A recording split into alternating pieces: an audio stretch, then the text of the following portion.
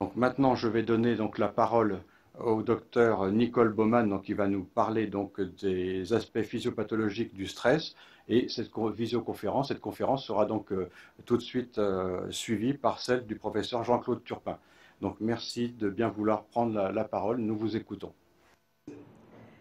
Bon, avant de commencer l'exposé sur le stress, je voudrais d'abord remercier les organisateurs de nous avoir invités, Jean-Claude Turpin et moi-même, et également tous les participants qui sont quand même assez nombreux, ce qui me fait très plaisir, et je tiens à les remercier d'être là. Voilà, donc je vais vous parler des grands systèmes physiopathologiques impliqués dans le stress. C'est vrai que le stress, on a l'impression que c'est un mot qui est devenu banal et qui est utilisé essentiellement sur le plan négatif. Dans le langage courant, la moindre contrariété est appelée stress. On dit tout le temps « je suis stressé ». En fait, stress, c'est un mot anglais qui concerne la tension sur un matériel. Et c'est Hans Selye, en 1936, qui l'a adapté au domaine médical. En fait, le stress n'est pas une agression. Et ça, il faut vraiment le savoir. C'est la réponse de l'organisme à n'importe quelle demande qui lui est faite. Une réaction d'adaptation à l'effort, et on ne fait rien sans le stress. Tout ce qu'on fait dans la vie nécessite un effort d'adaptation. Je ne vais pas vous détailler tout ce qui fait notre vie quotidienne, aussi bien depuis notre enfance jusqu'à nos activités professionnelles, nos activités personnelles. De toute façon, Jean-Claude Turpin vous en parlera. Mais ce qu'il faut savoir, c'est que chacun est différent et que cette adaptation a des limites. Et que, pour certains, et à des moments, il y a des possibilités psychiques et somatiques individuelles qui peuvent varier et qui peuvent entraîner un défaut d'adaptation. Et ce qui était potentiellement un bénéfice devient alors un danger.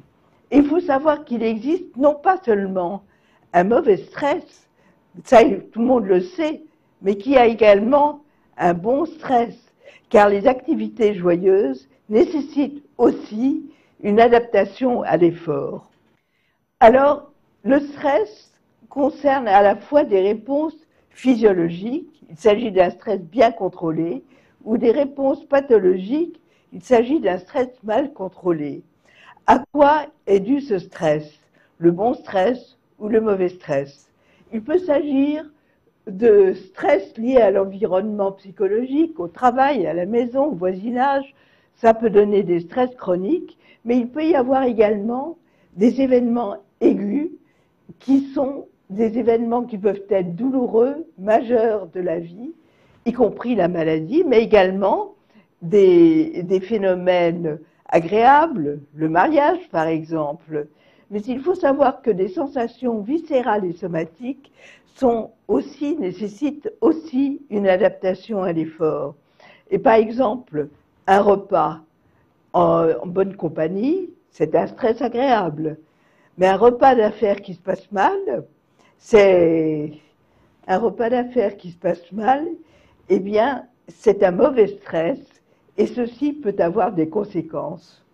Mais il faut savoir aussi qu'il y a des différences individuelles qui peuvent être liées à la fois à notre génétique, à notre patrimoine génétique et également à des événements qui ont eu lieu dans l'enfance.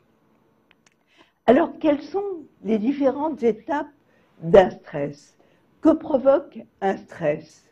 Eh bien, il y a d'abord une phase aiguë, une réaction d'urgence. C'est une phase d'alerte, c'est ce qu'on appelle le stade 1, et c'est quelque chose d'extrêmement rapide. C'est quand on a un besoin rapide d'une adaptation à l'effort.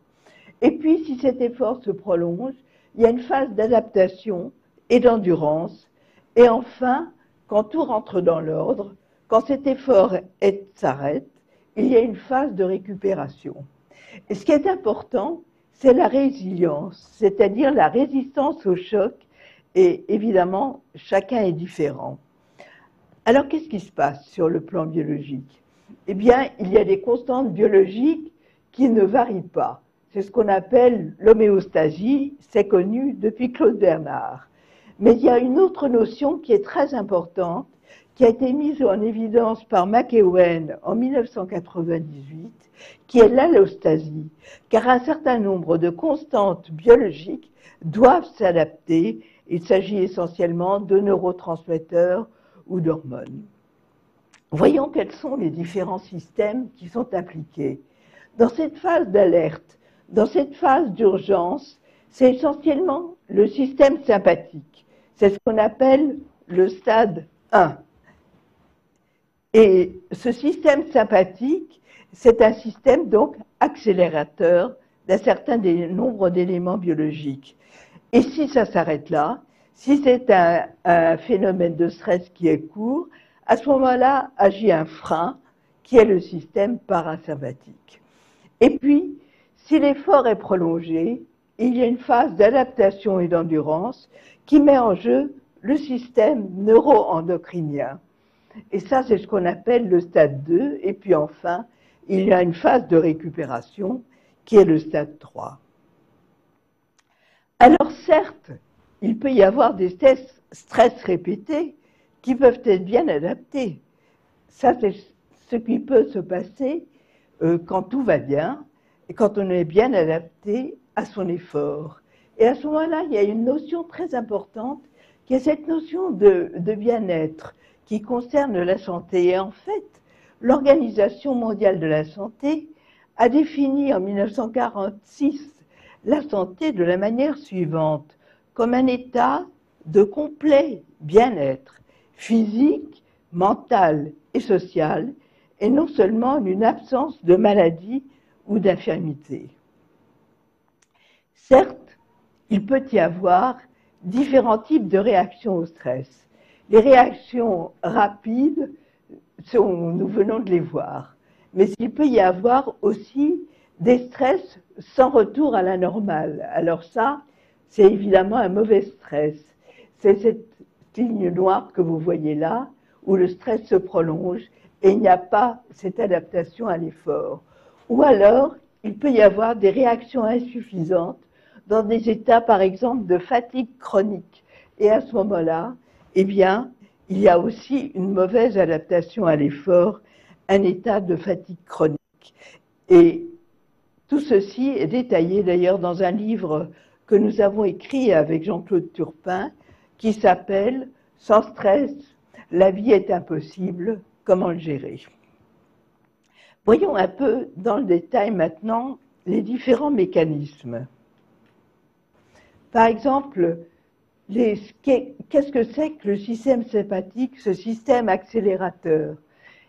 C'est un système qui se trouve le long de la moelle épinière avec un premier relais qui comporte l'acétylcholine et un deuxième relais au niveau des ganglions sympathiques et qui comporte la noradrénaline et l'adrénaline. Il faut savoir que ce système sympathique innerve tous les organes, mais qu'il y en a un qui est particulièrement important, qui est la médullo-surrénale, qui joue un rôle très important dans l'adaptation à l'effort et dans un effort rapide.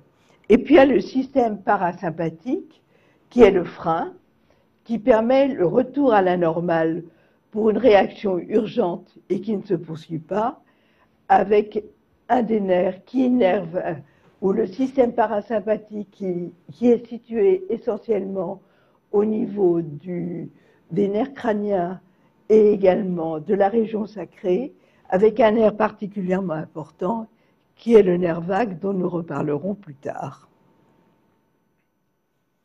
Alors, qu'est-ce qui se passe dans un bon stress et une réaction d'urgence? Il y a à ce moment-là le système sympathique qui est mis en branle avec une augmentation de la fréquence cardiaque, une augmentation de la fréquence respiratoire, du tonus des muscles, une impression de main moite avec augmentation de la sudation. Il y a au niveau digestif, il y a une diminution de la motilité digestive et par ailleurs une augmentation de la glycémie. Donc tout ceci entraîne une augmentation de l'oxygène du cerveau et des muscles. Il s'agit donc d'une réaction qui peut être brève, isolée, avec retour rapide à la normale. Il peut s'agir par exemple du trac avant d'entrer au théâtre, il peut s'agir d'un entretien d'embauche, il peut s'agir d'un saut en parachute.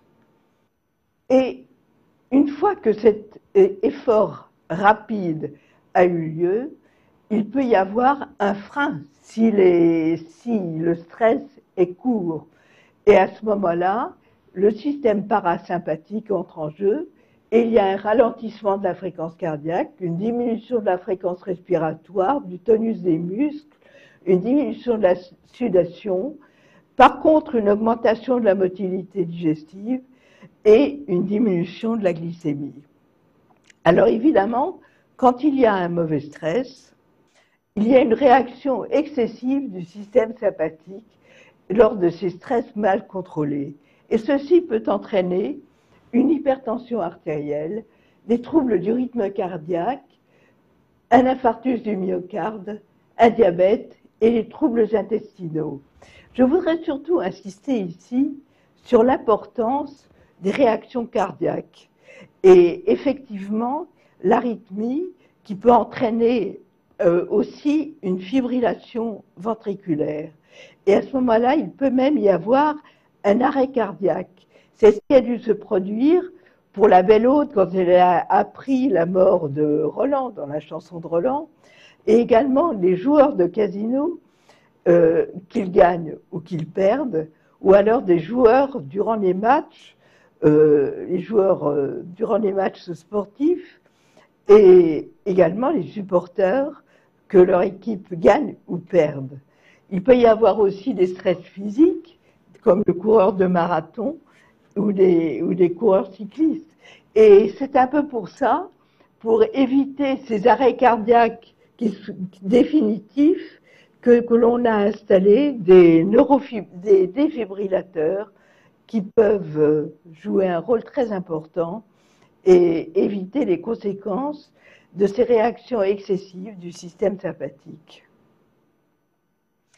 Alors, il peut aussi y avoir des réactions excessives du système parasympathique, avec essentiellement la survenue de syncopes avec perte de connaissance, d'hypotension artérielle, et ceci met en jeu le nerf vague dont je vous ai parlé tout à l'heure, et ceci est dans l'ensemble sans gravité, mais extrêmement désagréable.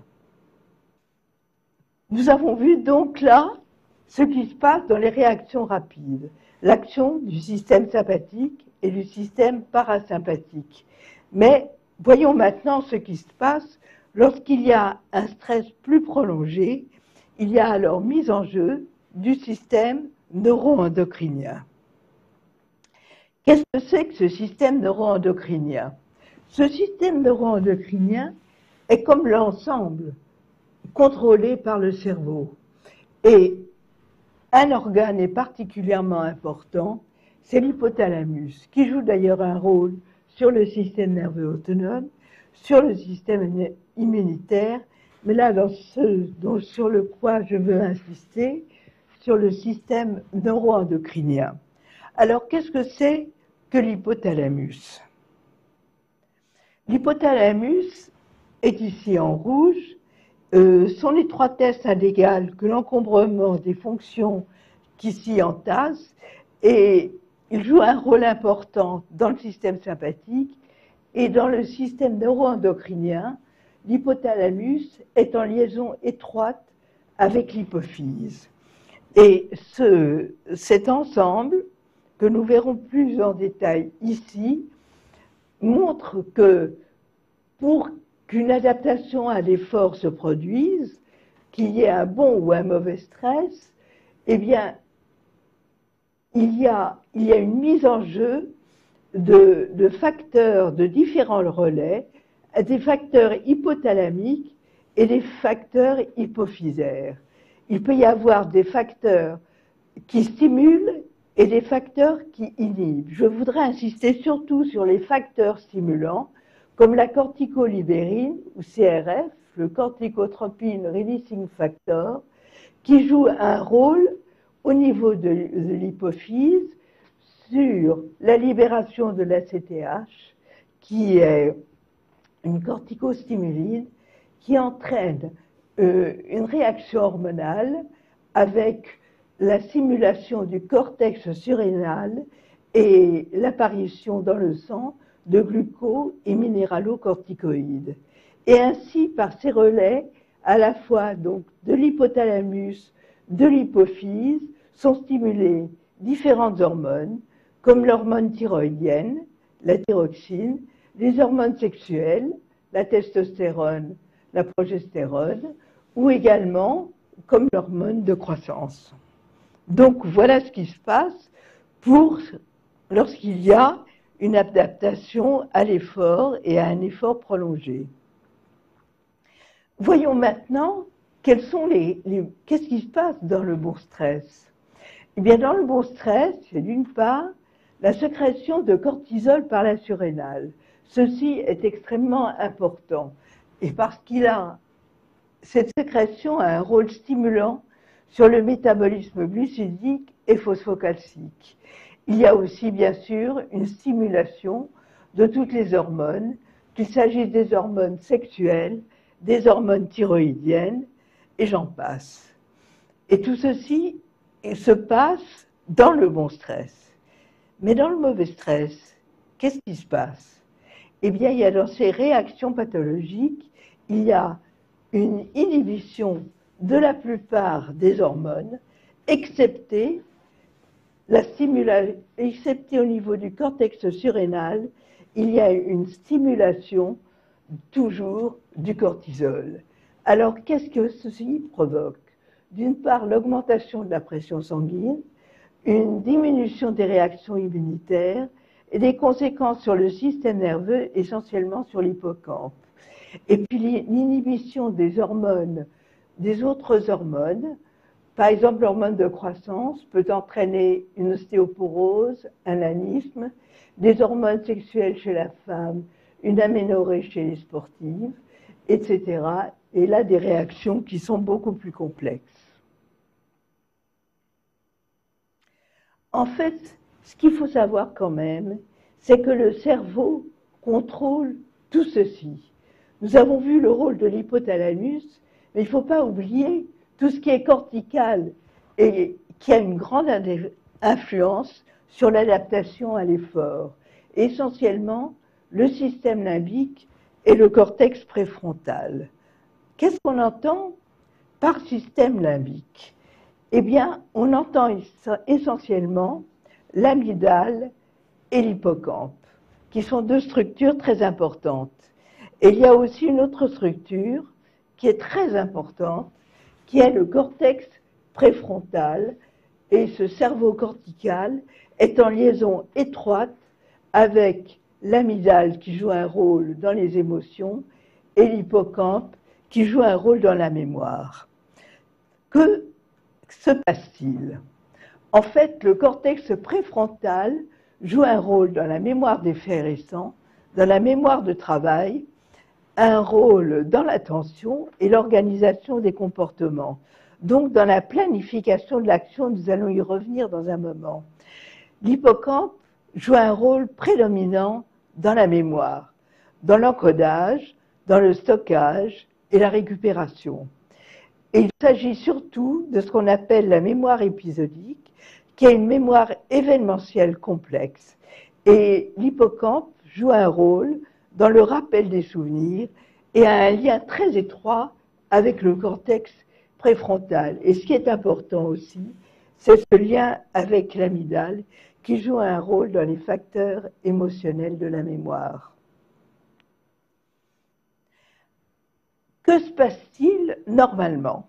Normalement, il y a un lien entre le cortex préfrontal et le système limbique, l'amygdale et l'hippocampe, qui est lié au cerveau émotionnel. Et en fait, pour pouvoir raisonner, il est très important qu'il y ait ce lien entre la raison et l'émotion. Effectivement, Damasio a montré que la raison ne peut fonctionner à plein régime que si elle est liée en permanence aux émotions. Et après des lésions cérébrales touchant ce cerveau émotionnel, des malades peuvent sembler a priori normaux, mais ils ont perdu la capacité de prendre une décision. Il faut évidemment, pour qu'il y ait un bon stress, que la liaison, qu'il y ait une bonne gestion des émotions et qu'il n'y ait pas des émotions trop importantes, parce qu'à ce moment-là, beaucoup de choses échappent à notre volonté et à notre conscience. Je vous ai parlé du cortisol et de son importance. Il ne faut pas oublier que ce cortisol, lorsqu'il est en excès, peut avoir des conséquences sur le système nerveux, sur l'hippocampe et sur les neurones. On parle toujours des neurones qui disparaissent. Des neurones qui disparaissent avec l'âge, que l'on perd un certain nombre de neurones, que l'on perd en fonction de l'âge un certain nombre de neurones. Tous les jours, on perd des neurones. Mais en fait, on en gagne aussi. On se construit. Et au niveau de l'hippocampe, on a des neurones qui se développent. On a des neurones qui se développent et qui se multiplient. Alors, quand il y a trop de cortisol, il peut y avoir une atrophie de certains prolongements neuronaux et une mort des neurones par un système assez complexe. Mais il faut savoir que ceci peut être réversible. Mais en fait, Kandel a montré que les changements anatomiques dans le cerveau se produisent tout au long de l'existence et probablement modèlent le caractère de l'individu. Alors, qu'est-ce qu'on sait à l'heure actuelle? Qu'est-ce qui peut provoquer une modification, un mauvais stress, une augmentation du cortisol et des modifications de ces neurones et une perte des neurones, surtout dans cette région de l'hippocampe qui est si importante? Eh bien, un événement traumatique. Et quoi, par exemple? Ce qui entraîne un stress post-traumatique. Ceci peut se produire dans les états de guerre, peut se produire lorsqu'il y a des explosions, des accidents, et tout ceci peut entraîner une augmentation des émotions, donc de la réactivité de l'amygdale, et une diminution du volume de l'hippocampe avec une perte des neurones, et une diminution aussi au niveau du cortex préfrontal, ce qui est aussi très important. Donc des changements anatomiques, donc il est très important. À l'heure actuelle, on sait qu'il faut un entourage psychologique pour éviter les conséquences de ces stress qui peuvent être de très mauvais stress. Une chose qu'il faut savoir aussi, c'est qu'en fait, le cerveau se construit jusqu'à l'âge adulte. Et ceci particulièrement dans une région qui sont ce qu'on appelle les régions associatives, c'est-à-dire par exemple la région entre le cortex préfrontal et le système limbique, amygdale et hippocampe. Et en fait, on ne fait peut-être pas suffisamment attention au fait que chez les adolescents, le cerveau n'a pas encore la maturité nécessaire dans toutes les régions. Et de ce fait, si les connexions ne sont pas établies entre le système limbique et le cortex préfrontal, ils ne peuvent pas toujours, les adolescents, prévoir les conséquences de certaines actions. Et ceci devrait être matière à réflexion. Maintenant, nous avons vu ce qui se passe, le rôle très important du cerveau. Mais il n'y a pas que ça pour agir sur le stress et pour faire un bon stress ou un mauvais stress. Certes, il y a des facteurs génétiques et aussi l'influence de l'environnement. Alors, qu'est-ce que l'on sait sur le plan génétique? On sait qu'il y a des individus, depuis Friedman et Rosenman, des individus qui sont ce qu'on appelle de type A, qui sont préoccupés par le temps qui fuit, qui ont toujours l'impression qu'il faut qu'ils luttent et se battent, qui ont un haut niveau de motivation, un besoin de compétition, qui sont sous pression. Ils ont un risque 3 fois plus élevé de maladie cardiaque. Et puis il y a le type B, qui sont des gens qui sont plus préoccupés de la qualité de la vie, qui en contrôlent le rythme et arrivent à se détendre, qui sont plus patients, plus réalistes peut-être. Et puis un type C. Mais on ne sait pas à quoi sont dues ces différences sur le plan génétique. Et en fait, les facteurs génétiques n'expliquent qu'en partie les différences individuelles. On sait par exemple que chez des jumeaux, il peut y avoir chez 2 jumeaux des facteurs différents et que la réponse peut être différente, même s'ils sont élevés de manière identique chez l'un par rapport à l'autre.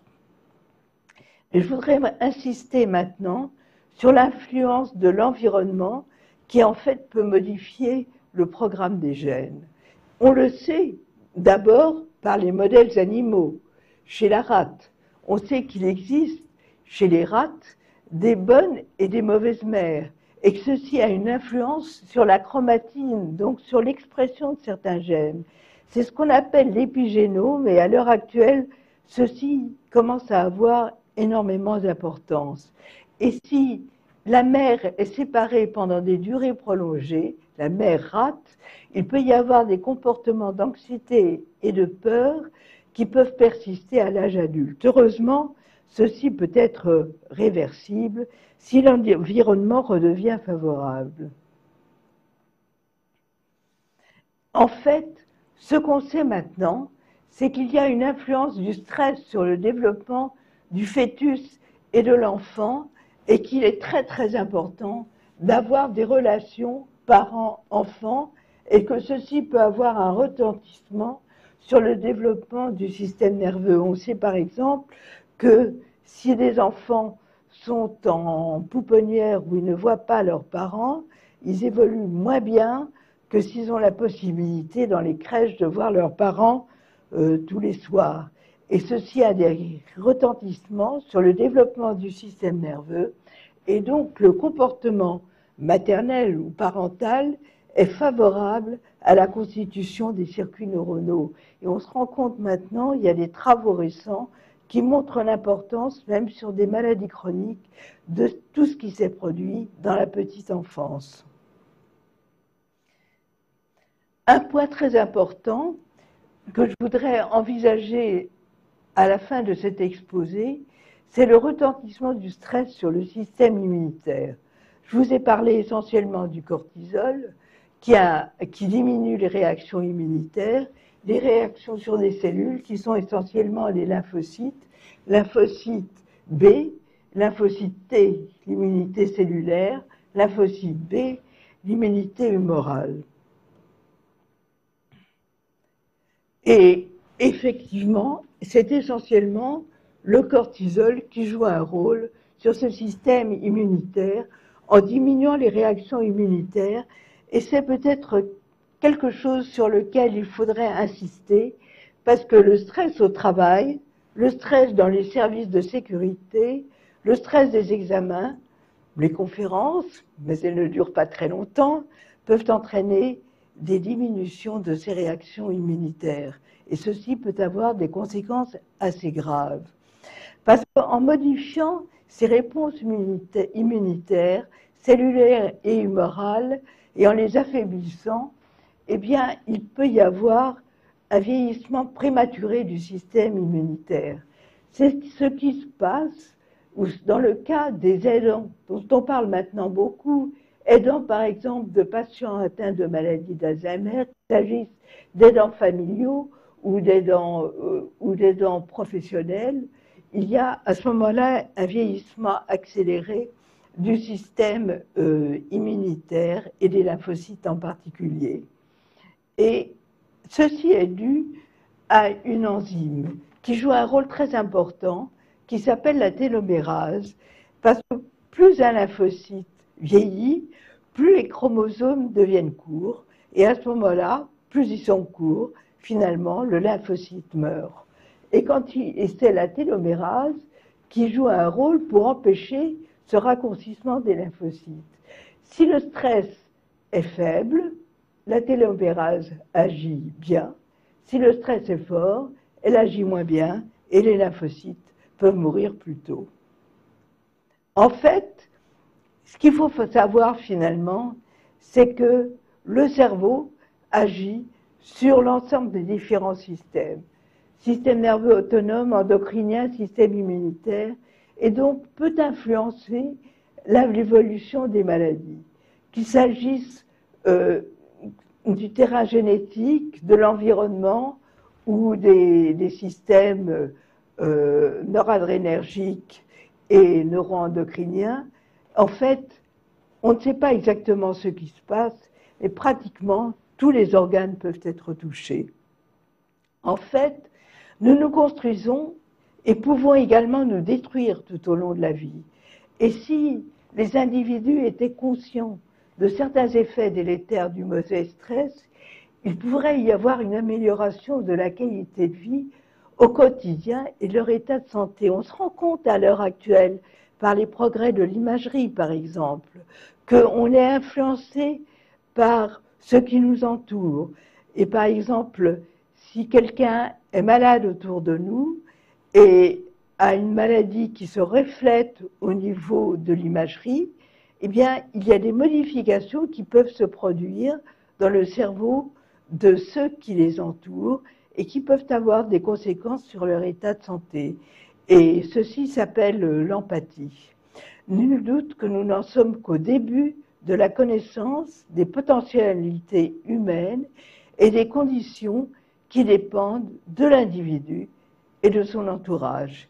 Il y a encore beaucoup à apprendre dans ce domaine. Voilà, je m'arrêterai là et je vais passer la parole à Jean-Claude Turpin qui pourra détailler certains des aspects que je n'ai pas pu développer. Merci. Merci Nicole Baumann. Donc nous allons maintenant passer la parole au professeur Jean-Claude Turpin qui va nous donner quelques exemples de stress, de bon stress et de mauvais stress dans la vie de tous les jours. Bon, nous voudrions illustrer les propos que viennent de présenter Nicole Baumann en vous rapportant quelques cas concrets que nous pouvons rencontrer tout au cours de notre existence et qui montrent bien que les difficultés que nous avons à contrôler bien souvent donc notre stress. Le stress, en effet, nous accompagne, comme on vous l'a dit tout à l'heure, tout au long de notre vie quotidienne, dans nos activités professionnelles et familiales, dans nos loisirs, et ceci depuis la conception jusqu'à la fin de la vie. Mais ce stress peut être favorable ou peut être défavorable. Et tous les éléments de la vie ne sont pas forcément nocifs. On peut même d'ailleurs quelquefois gagner à rencontrer certains stress difficiles à vaincre. Leur potentiel délétère dépend en effet d'une part des perceptions que l'individu en a, d'autre part des représentations mentales qu'il a, et enfin des attitudes du sujet donc à leur égard. Dès la maternité, on peut dire que le stress va véritablement donc nous agresser. Déjà, dès l'examen prénuptial. Dès l'examen prénuptial, en effet, on peut avoir rencontrer un certain nombre d'ennuis qui vont être difficiles quelquefois donc à vaincre. En effet, lors de l'examen prénuptial, ceci peut être l'occasion de découvrir la présence chez la future maman donc d'anticorps contre la rubéole, la toxoplasmose, contre la maladie des inclusions cytomégaliques, contre la tuberculose, la syphilis, le sida. On peut également aussi à cette occasion constater une incompatibilité sanguine fœto-maternelle entre les deux progéniteurs. Enfin, il peut y avoir à cette occasion révélation d'une maladie génétique dans la famille d'un conjoint. Tout ceci, bien entendu, fait partie du mauvais stress. Mais la grossesse, donc, va survenir, et évidemment, ceci est un bon stress. Le désir, en effet, de se perpétuer pour la mère, en transmettant la vie, est évidemment source de joie. Mais toute grossesse, quelle qu'elle soit, est une aventure. Est une aventure puisqu'elle va durer 9 mois, et au cours donc de celle-ci, il va y avoir crainte de mettre au monde un enfant anormal.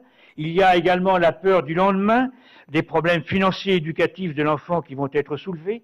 Il y a également aussi les contraintes de la grossesse pour la mère, nécessité de se ménager, nécessité de contrôler son alimentation, nécessité de se priver de certaines activités et enfin de sacrifier sa vie professionnelle. Le bon stress, donc, à cette occasion, peut devenir véritablement un mauvais stress. Mais l'accouchement est un stress pour la mère, même si la douleur de l'enfantement est calmée par la péridurale. La délivrance, en effet, est source de joie. Le cri du nouveau-né annonce son entrée dans la vie. Mais, cependant, pour l'enfant, eh bien, c'est une épreuve stressante. Le passage, en effet, dans la filière génitale de sa mère est pour l'enfant une cause de traumatisme. Il peut être source de céphalématome, il peut être source d'une bosse sérosanguine, d'hématomes multiples.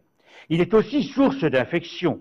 En effet, dès la rupture de la poche des os, eh bien, la protection qu'avait l'enfant donc se trouve être complètement disparaître.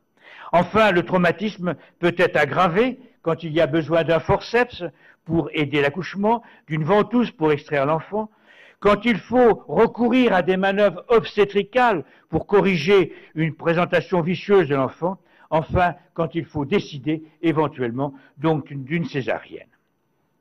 Et puis pour le nouveau-né, il y a également aussi donc le passage de la vie aquatique à la vie aérienne, ce qui nécessite évidemment le déplissement des alvéoles pulmonaires, donc bien entendu la présence de surfactants, l'adaptation de la circulation sanguine fœtale, la fermeture du canal artériel, la disparition du canal d'Arantius, enfin l'adaptation de l'enfant à la température ambiante. Eh bien tout ceci évidemment est une cause de stress. Mais il y en a également d'autres qui peuvent survenir occasionnellement, ce sont les événements qui entourent l'accouchement. Et en particulier le baby blues qui survient en général au syndrome le 3e jour donc de la vie, l'enfant étant mal reconnu d'une façon générale par sa mère qui se pose toujours la question de savoir s'il existe une filiation, enfin le syndrome dépressif du postpartum qui peut survenir également aussi donc après donc la naissance. De toute façon, le syndrome, l'instinct de survie va pousser l'enfant à téter sa mère. Mais l'acte d'allaiter ne fait pas que nourrir le bébé. On se nourrit de l'affection des siens. L'absence de lait chez la mère n'est plus un problème à l'heure actuelle. Il y a des laits de remplacement d'origine animale ou industrielle. Et puis, il y a enfin un autre problème qui va se poser, c'est celui donc de l'occupation des parents du fait de leur travail. Ils ne peuvent pas s'occuper donc suffisamment donc de l'enfant et il faut recourir à ce moment-là aux nourrices, aux crèches, aux pouponnières qui, comme on vous l'a dit tout à l'heure, vont séparer donc l'enfant de ses parents et ceci évidemment va être l'occasion éventuellement donc de stress. Eh bien, en dehors de ces ennuis qui accompagnent donc le stress, il peut y avoir, bien entendu, des grossesses à risque.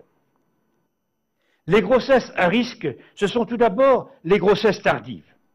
Engendrées après 40 ans pour une femme, exposent au risque d'avoir un enfant porteur d'une aberration chromosomique, au risque d'avoir des complications obstétricales, mais moins bonne qualité du muscle utérin, présentation de l'enfant vicié dans la filière génitale de sa mère.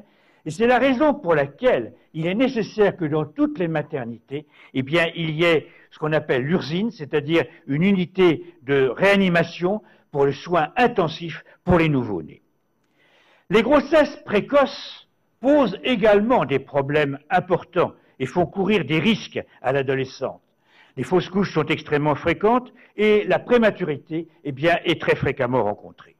Enfin, on peut avoir également aussi donc des grossesses pathologiques du fait de la maladie de la mère, qui peut subir l'effet d'une intoxication, qui peut avoir des conséquences de maladies génétiques, Il faut savoir qu'à l'heure actuelle, on est capable, dès la vie intra-utérine, de pouvoir déceler des anomalies en recourant soit à l'amniosynthèse, à l'échographie abdominale et même maintenant donc à l'IRM fœtal.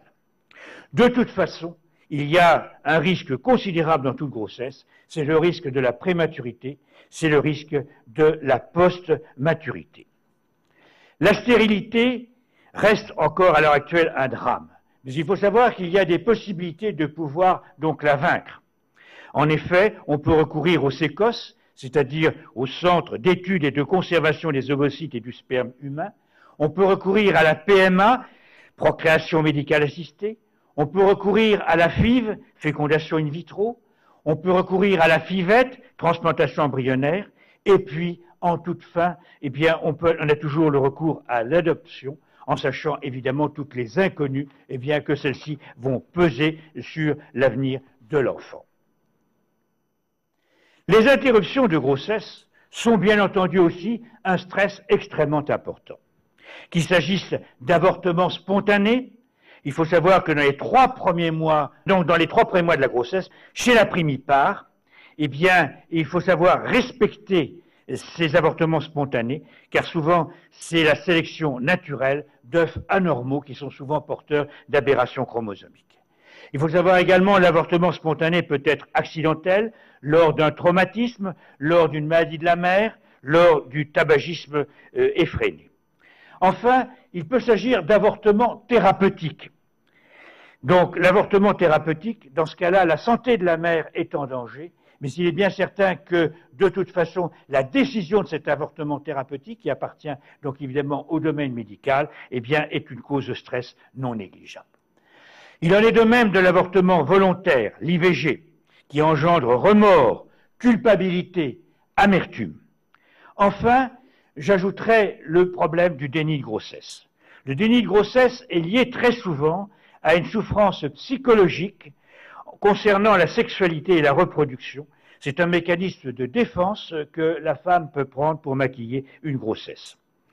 Mais de toute façon, le désir de se perpétuer dépasse largement le déni ou le refus de grossesse chez la mère, comme quoi, n'est-ce pas, de toute façon, donc le bon stress risque de prédominer. L'accueil du nouveau-né, eh bien, est également aussi problématique. C'est un souci pour le couple parental lorsque l'enfant paraît. L'importance de l'environnement va influer sur le développement des performances motrices et intellectuelles donc de l'enfant. Le niveau social, bien entendu, et intellectuel des parents intervient. Leur disponibilité peut être mise en cause. L'activité professionnelle, nous en avons déjà dit un petit mot. Mais il y a également aussi donc la possibilité de recourir à la protection maternelle et infantile, la PMI, qui permet de surveiller la croissance pondérale de l'enfant et son éveil intellectuel, de surveiller son alimentation et de dépister éventuellement des maladies infectieuses. Des mesures légales sont proposées pour éviter de toute façon l'abandon chez les personnes en détresse, que ce soit les maisons maternelles pour les mères célibataires, que ce soit les hôtels maternels qui peuvent recevoir la mère et l'enfant, que ce soit des allocations diverses.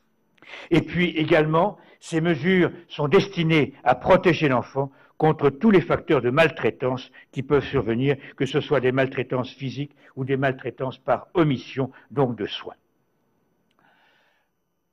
Le développement psychomoteur et affectif du jeune enfant demande bien entendu toute l'attention des parents.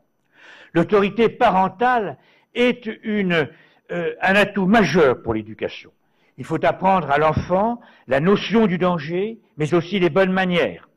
Mais l'enfant va peu à peu échapper à ce contrôle parental. En effet, l'entrée à la grande école, eh bien, va marquer l'émancipation. L'enfant va quitter la période, l'époque de jeu, pour se soumettre à des obligations. La pratique du sport va le confronter aux autres. Et c'est l'apprentissage, évidemment, aussi, donc, du don de soi. Il faut donc protéger donc l'enfant contre le danger de ce nouvel environnement. Et en particulier, il faut recourir, évidemment, aux vaccinations pour le protéger contre toutes les maladies qu'il va pouvoir acquérir au contact de ce nouveau personnel. L'adolescence est un cap difficile à franchir. L'enfant, en effet, se pose en rival pour ses parents, mais il a une tête d'enfant sur un corps d'adulte. Il faut donc le mettre en garde contre les mauvaises fréquentations, contre les jeux interdits, tels que le foulard, le happy slapping, le cercle infernal. Il faut lui apprendre l'éducation sexuelle. En effet, il est tout à fait normal que l'on apprenne à l'enfant l'anatomie de son corps, mais pourquoi ne pas non plus lui apprendre donc le problème de l'anatomie physiologique de la fonction sexuelle. Et puis, il faut le mettre en garde contre, bien entendu, les maladies sexuellement transmissibles. Relativiser ses difficultés avec autrui et l'accompagner, et savoir également aussi qu'il va se confronter peu à peu donc au problème des concours et des examens dont vont dépendre son avenir professionnel. Et là, c'est aussi bien un stress pour les parents que pour l'enfant. Entre-temps, il aura pu, malheureusement, donc rencontrer les accidents de la vie, qui peuvent remettre en question la joie de vivre. L'annonce aux parents, par exemple, d'une maladie ou d'un handicap de leur enfant est pour eux une épreuve atroce. De même que l'annonce à un enfant d'une maladie contractée donc par leurs parents. Les violences conjugales sont un traumatisme, et aussi bien d'ailleurs pour les parents que bien souvent aussi donc pour les enfants. Le divorce et les familles recomposées posent des problèmes d'adaptabilité. Le retour au bercail d'enfants devenus adultes qui est actuellement rencontré chez des personnes qui ont soit eu des problèmes familiaux, soit qui ont eu des problèmes professionnels, soit qui ont eu des problèmes donc d'argent, eh bien, pose des problèmes évidemment importants donc à la famille d'accueil. Enfin, la survenue d'une maladie évidemment va encore donc compromettre donc tous ces problèmes. Et puis donc l'enfant va devenir donc majeur, c'est alors la vie d'adulte où là d'autres problèmes stressants vont survenir. Parmi ceux-ci, eh bien d'abord, il y a l'orientation professionnelle. L'orientation professionnelle dépend bien entendu du choix de l'individu, de son métier, du métier qu'il a choisi, mais aussi des capacités de l'individu à pouvoir l'exercer. Il va dépendre évidemment aussi de ses compétences. Il va dépendre aussi du contrat d'embauche, CDI, CDD.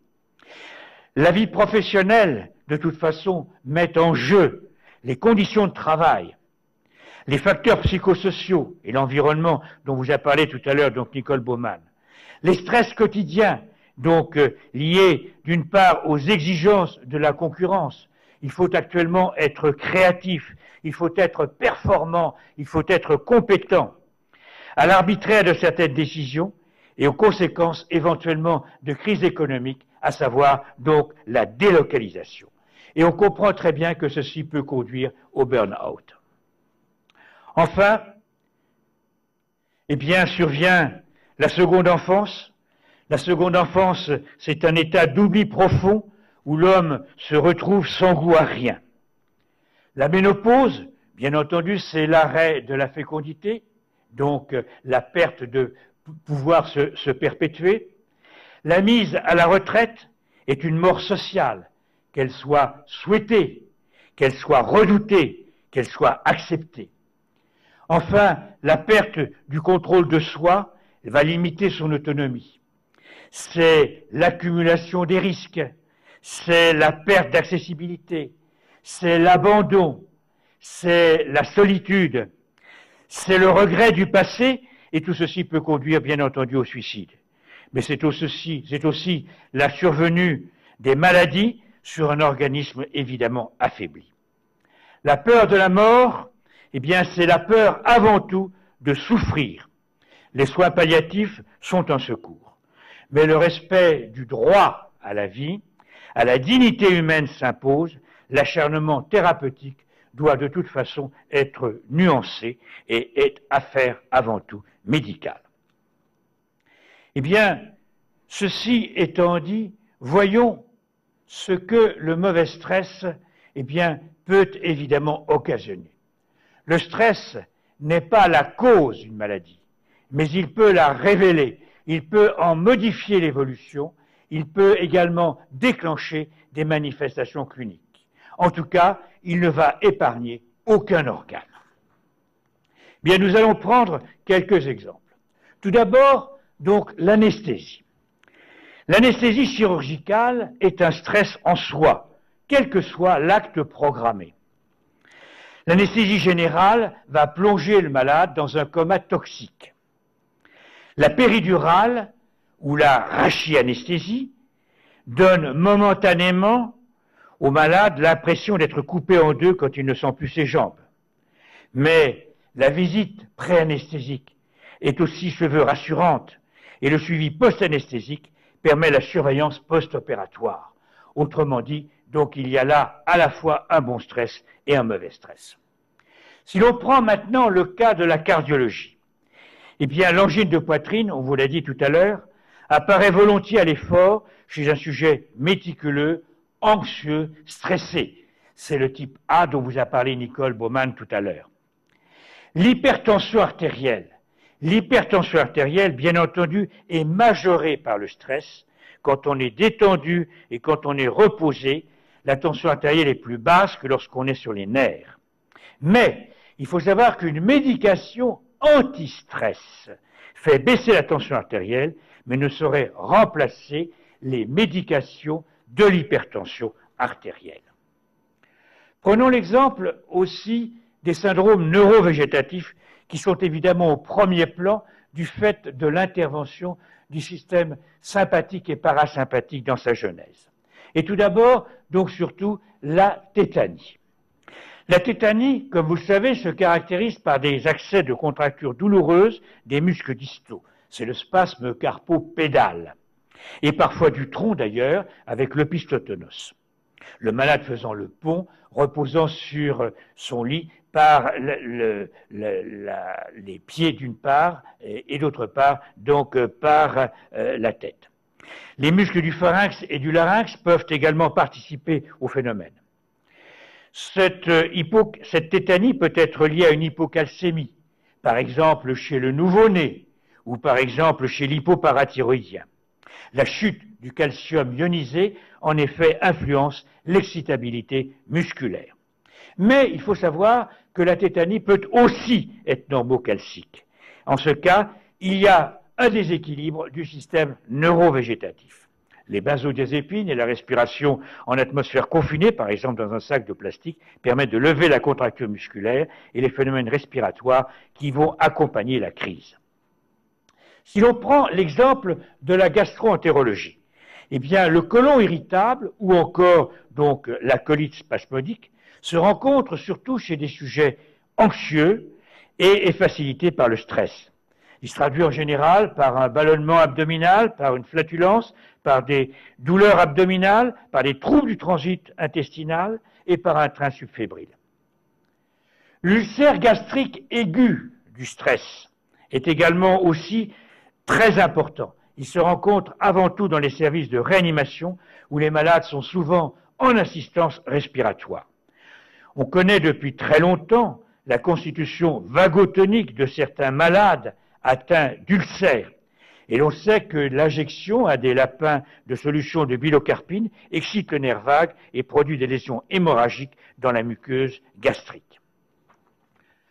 L'endocrinologie, les infections, les traumatismes, une simple fatigue, un stress peut déclencher une insuffisance surrénale aiguë.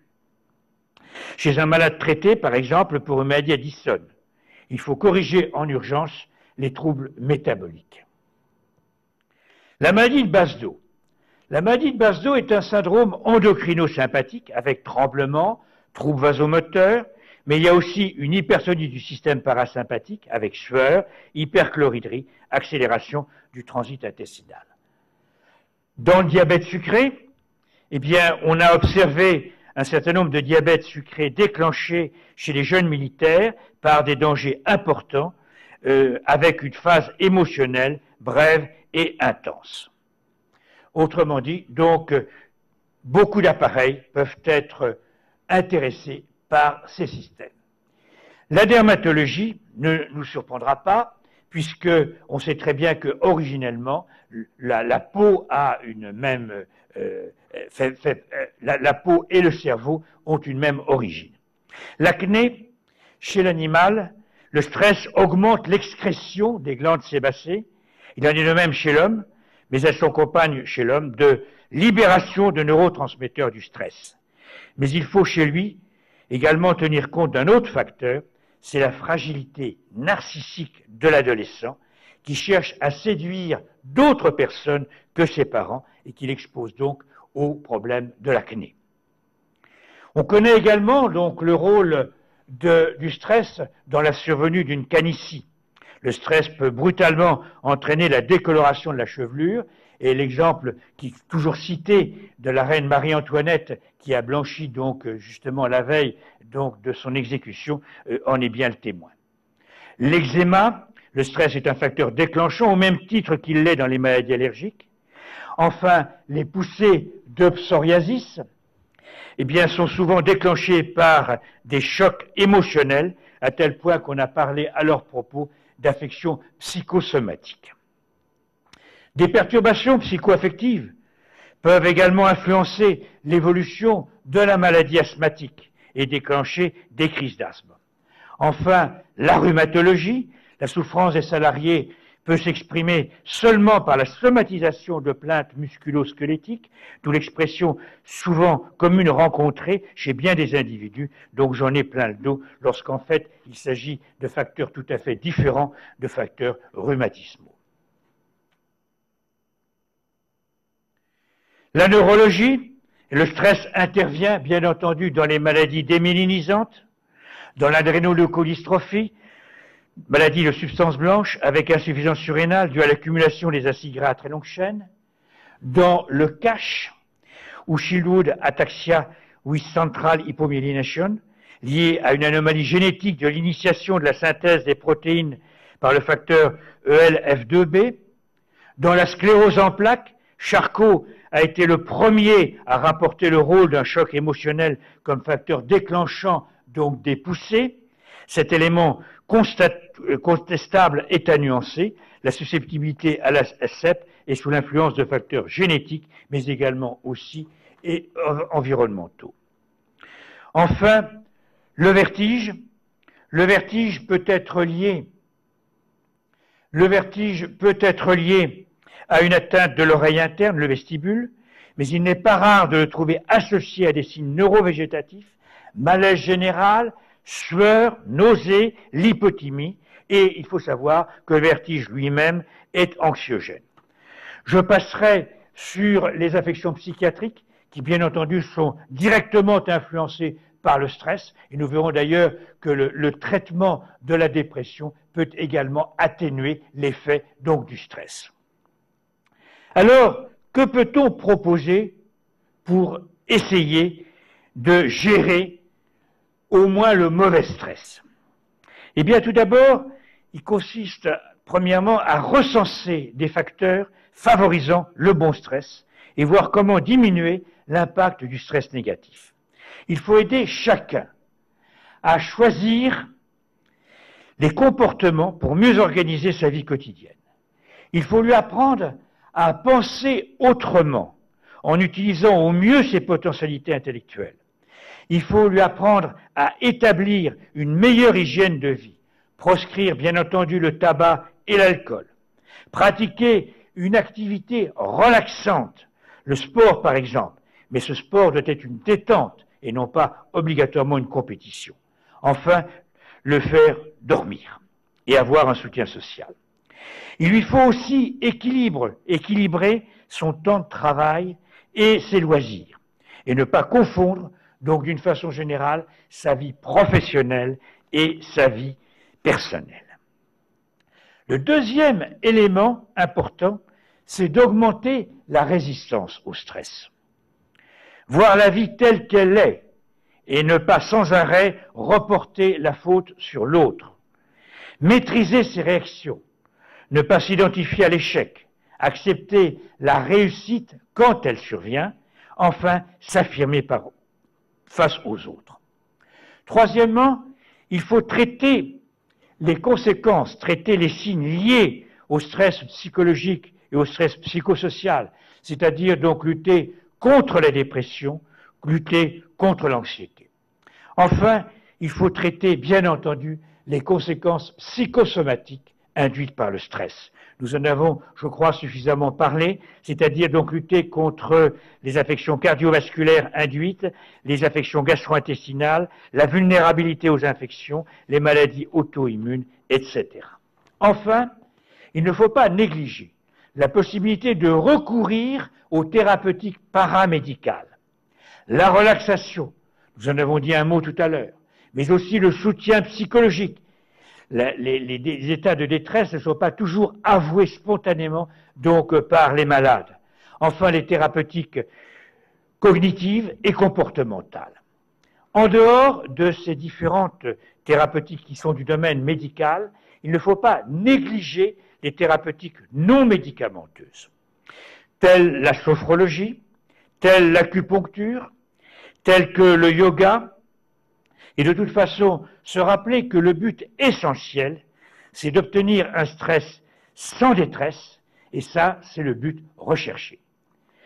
Tels sont les différents éléments donc que nous voulions présenter pour essayer d'illustrer un petit peu donc l'aspect physiopathogénique du stress, et nous voudrions donc pour terminer donc remercier donc toutes les personnes qui nous ont permis donc d'organiser cette conférence et de l'effectuer, à savoir d'une part l'écran médical, à savoir le CCST-VN, l'Université Paris-Sud, évidemment, pour son accueil si chaleureux, et enfin, donc, Mondexpo qui nous a apporté donc une aide pour pouvoir réaliser donc cette conférence. Voilà, merci beaucoup.